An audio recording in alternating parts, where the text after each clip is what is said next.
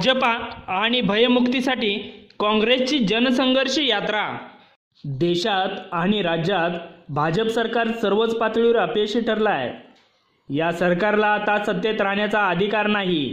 भाजप मुक्त आणि भयमुक्त जनता करण्यासाठी काँग्रेसची राज्यव्यापी जनसंघर्ष यात्रा कवठेमंकाळ शहरात आली आहे। यावेळी विद्यमान भाजपा सरकारच्या विरोधात आक्रोश मांडून जनजागृती करणे हा या यात्रेचा हेतू आहे। यावेळी पैलवान संजय हजारे म्हणाले, पहिल्यांदा अभिनंदन करतो।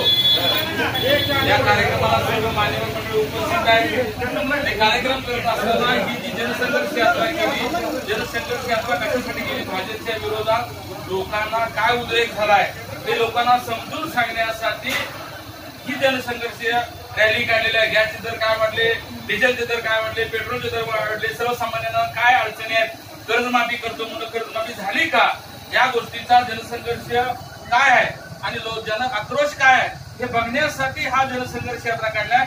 या यात्रेसाठी आपल्या भावना व्यक्त करण्यासाठी आपण सर्वजण इथे एकत्र आलात आणि ही भावना आपण एवढ्या प्रचंड जनसमुदाय उपस्थित राहून त्यांचं स्वागत करून आपण प्रचार म्हणजे रॅली काढून त्यांचं एवढं मोठं जनसंघर्ष यात्रेचं रॅलीचं स्वागत जबरदस्त असं झालं आणि हे सगळं करताना सगळ्यांचा उत्साह जोरात दिसला।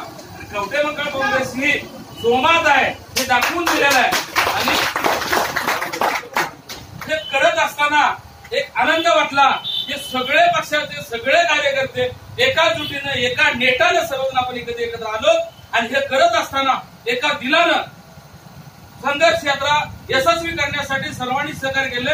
इथून पुढे सुद्धा आता जो जोश आहे तो जोश आणि रोष कंटिन्यू ठेवला तर आपण कसल्याही परिस्थितीत काँग्रेस पक्ष हा आपला कधी थकणार नाही आणि थांबणार नाही आणि कुणाच्याही पुढे चुकणार नाही। आणि हे करत असताना आपण सर्वांनी एकत्र येऊन बोले तसे चालावे त्याची बंधावी पावले याप्रमाणे काँग्रेस पक्ष सक्रिय झाला पाहिजे आणि या भागासाठी आपण कार्यरत राहिले पाहिजे। लोकांचा विकास कशाला म्हणतात हे आपण दाखवून दिलं पाहिजे। आपल्या पक्षाला 125 वर्षाची परंपरा आहे आणि हा पक्ष काय करू शकतो, आतापर्यंत सर्वांना न्याय कशा पद्धतीने दिलाय, सर्वसामान्य माणसाला आधार कशा पद्धतीने दिलाय हे आपण अनुभवलेलं आहे आणि आता 4 वर्षामध्ये या माणसाची काय फरफड झाली आणि हे आपण प्रत्यक्ष बघितलेलं आहे।